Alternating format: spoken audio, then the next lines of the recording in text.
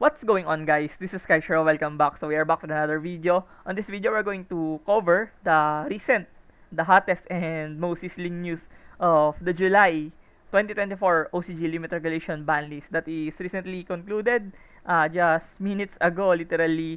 And yeah, we're going to cover each of the cards that is included in our new ban list that is going to affect our July format and our future format. So yeah, so this post was posted by Respect YGO. So thanks again to them for providing quality and informative content like this. So yeah, without further ado, let's start. So moving on our band section, we have Catapult Turtle. So Catapult Turtle is now gone, and I am really glad that they have answered and addressed the problem of Catapult Turtle.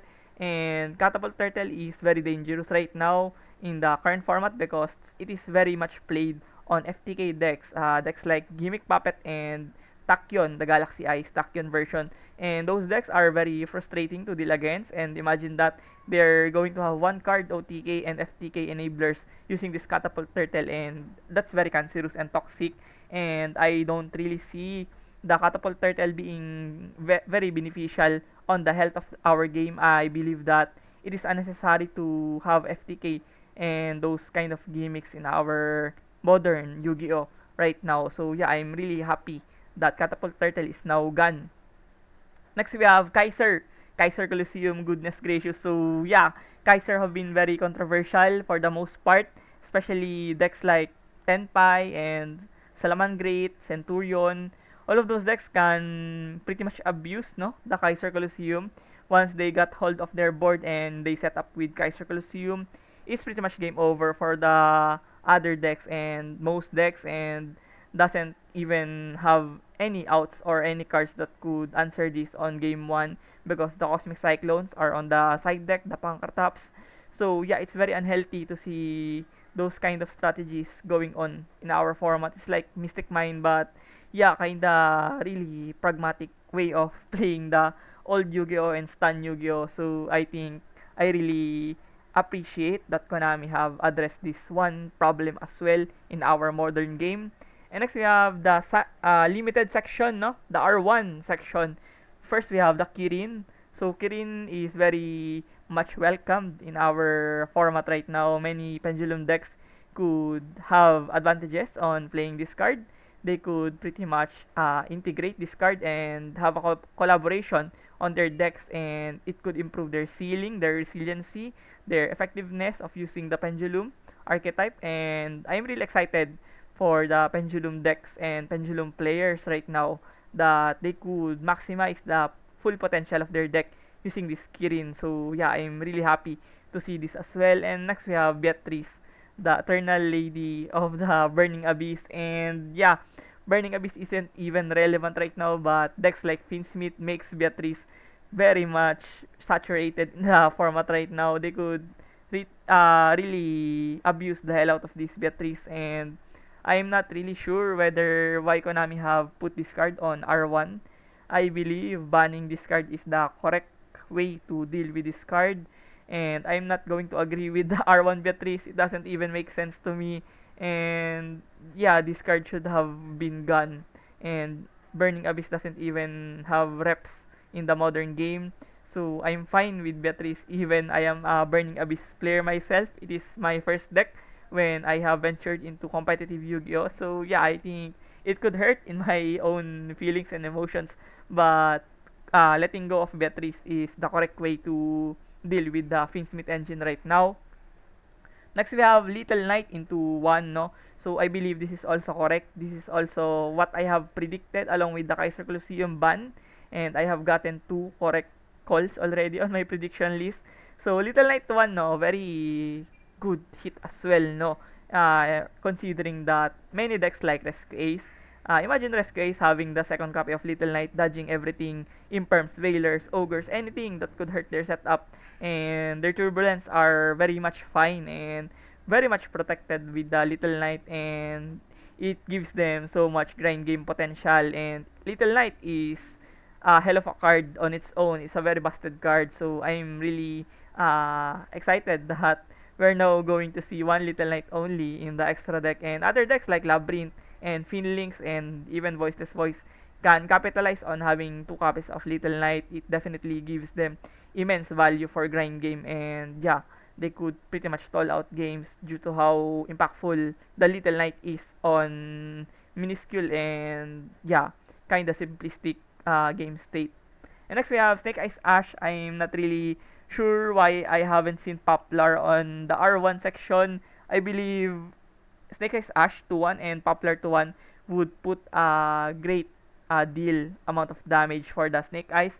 But they have only included Ash, and I have predicted it as well on my previous video about this balance prediction, and I think R1 Ash is definitely good for the game, and it could hurt the Snake Eyes, but I'm not really expecting that. It's only Ash. I would have preferred the Poplar, and yeah, I'm not really going to blame myself for that because we're having four months already of Snake Eyes shenanigans in the game. It's been half a year already, or more than a year.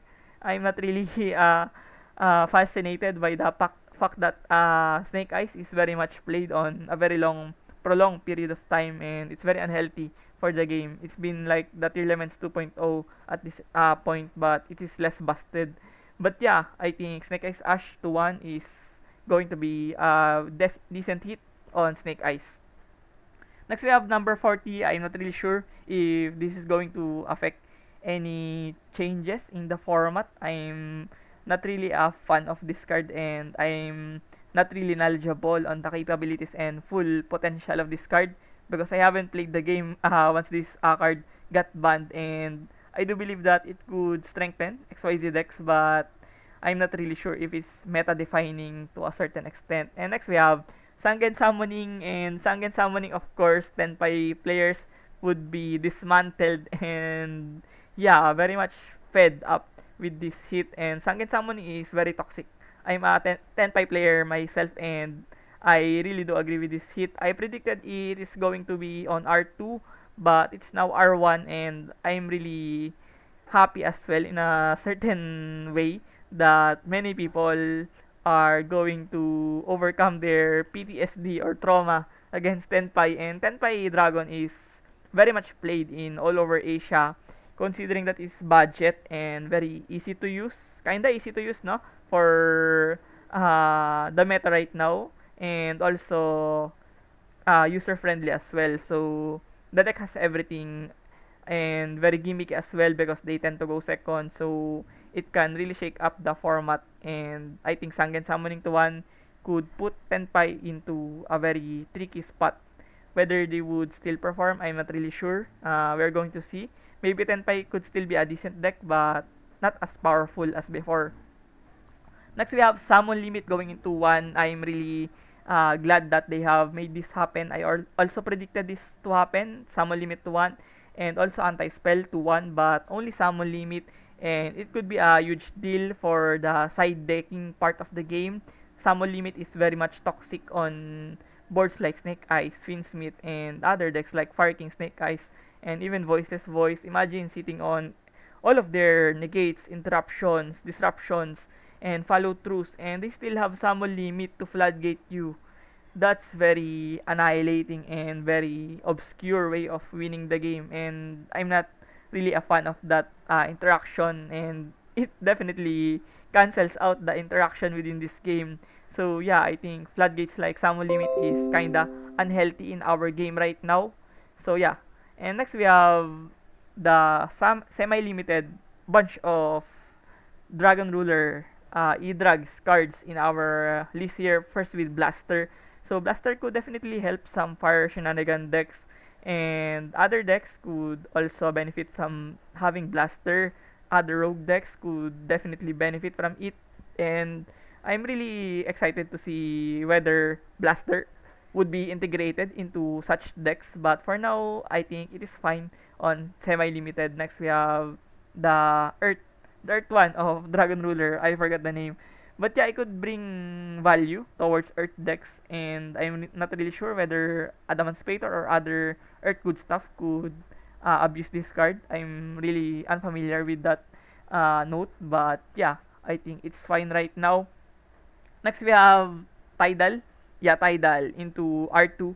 So, they are trying to push the agenda of supporting water archetypes because there will be new supports for water, the Atlantean, Merliantian, and yeah, water decks like Shark, no? So there will be a plethora of water decks that are coming in our format. After the fire, of course, there will be water to flood out the format. So yeah, tidal into two kinda makes sense right now, no? Considering that this can be explored on water decks. Next, we have the Tempest. I'm not really sure on the name of this card, but last time I have seen this card was on Dragon Maid, and they are playing this card, and I'm not really sure if it can impact the format right now. And there's not any win decks that are very viable in the format right now. And yeah, I think it's fine at R2. There's nothing crazy going on around with this Tempest. And next we have Quick Fix into 2. And Spiral definitely needs this buff. And Spiral has been long forgotten since 2019. And the deck definitely needs help. And I believe this is one of the best things that could happen for them right now. Imagine getting one of your best cards, probably the best, no, for Spiral. And it could bring out the better resiliency and ceiling of the Spiral right now. And who knows whether Spiral could get stage a comeback in our modern format right now. It's up in the air whether Spiral players could invest their time and effort to make the deck playable right now. Next, we have a very weak, yeah, in a sense, weak hit for Fire Nation. We have Bonfire into R2. I'm not really happy, and yeah, I'm really skeptical with this hit because Bonfire, I believe, is a very strong card for the Snake Eyes, and considering that Finsmith buffed the Snake Eyes and Fire King as well, in a sense, so I believe they should have uh, gotten Bonfire into R1, and I'm not really a fan of Bonfire R2. It definitely hurts their consistency a little bit, but it is very consistent considering that Finsmith is a very busted engine, and they could abuse anything and everything on the deck with the Moon of Close Sky with the Link 2 going into Finsmith place. It's definitely broken as it is right now. So yeah, Bonfire into 2 doesn't even make sense to me.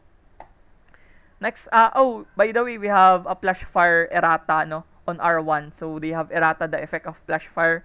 I literally forgot to say this on R1. I'm kinda sure that they haven't included this card because they have announced it recently or earlier before the ban list. So yeah, going forward, we have the R3, the unlimited section. We have glow up bulb. So this could be a very nice hit on nice addition towards the other decks here in our format, and other combo decks could also benefit from it. And glow up bulb can also be integrated into synchron and other good stuff decks. So yeah, maybe other decks could benefit from it, but Fiber is now gone, and other crazy stuff on the Link lineup is not even relevant right now anymore. So yeah, I think it could be fine. There's not really anything crazy going on with this glow up bulb. Next we have the Synchro 5, the World Calis Synchro. And yeah, I have predicted it as well. I think it's fine to see this card at R3, and there's not many decks that could abuse this anymore. I believe Dragon Link is the only deck that could maximize this card right now. And Synchron decks and other combo decks like Naturia are not even using this card anymore. So yeah, I think it could be fine at R3 right now, and I don't see any harm on putting this card on R3. Next, we have a very nice touch of hit here and addition towards the Thunder Dragon. So Thunder Dragon are now going to have their third copy of Colossus back, and it could definitely help their grind game. And Colossus is a very busted card, could be integrated into any decks that could run the Nemesis package. And Colossus is a very terrifying boss monster. 90% of the meta decks right now does heavily lose against the Colossus, and it's a very terrifying card on the format right now. And Thunder Dragon is not really relevant in the format right now, but once they have gotten their third copy of Colossus, they are now much more gritty, much more grindy, and it could definitely help their ceiling back once again into the format, with the toss format going back once alive again with the Sky Striker going to the lengths of having their third engage, and Orcus also getting buffs last time. So na, Toss is kinda relevant right now. And next we have Predaplant card, and I'm not really sure why this card have been put into Exalt before, but yeah, having this on R3 could definitely improve the integration of Predaplant engine into other decks, especially fusion decks. And I have seen this Predaplant on Tearlaments and branded before, and yeah, other fusion decks could also maximize the Predaplant engine. But with Verte Anaconda Gun, I believe there are limited options for the deck and engine to shine in our modern game right now. And last but not the least, we have Time Seal. So, a very old card, and most GOAT players, most Chaos format players are very fond of this Time Seal. And yeah, the oldies and the GOAT format players are very much delighted to see this once again. But I don't believe it could definitely hurt our format right now. And the only thing that could abuse this card can be Labyrinth, no, with transaction rollback loop, and yeah, their loop of trap cards that could be an issue moving forward. But I have also predicted this time seal going back to 3 on my previous banlist prediction, and I believe it's fine right now. So yeah, that sums up our official July 2024 Forbidden and Limit Regulation list for our new format. So once again, thank you for watching this video. If you found this video entertaining and helpful, please drop a like and subscribe on my YouTube channel. It definitely motivates me a lot. So once again, thank you for watching. See you on the next one. Peace.